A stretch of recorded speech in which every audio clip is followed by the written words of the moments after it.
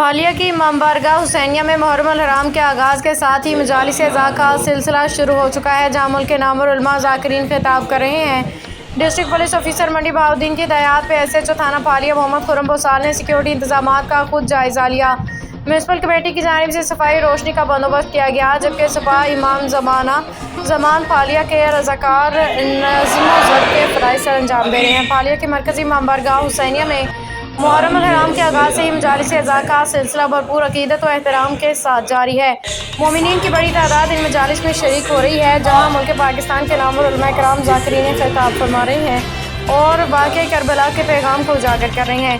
ضلع انتظامیہ municipal committee کی جانب سے صفائی روشنی اور پانی کے چھڑکاؤ سمیت تمام انتظامات مکمل کر لیے گئے ہیں۔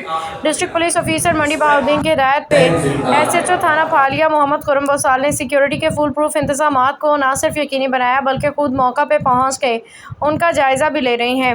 فالیہ میں عزاداری کا یہ سلسلہ امن، اتحاد اور عقیدت کے خوبصورت امتزاج کے ساتھ جاری ہے۔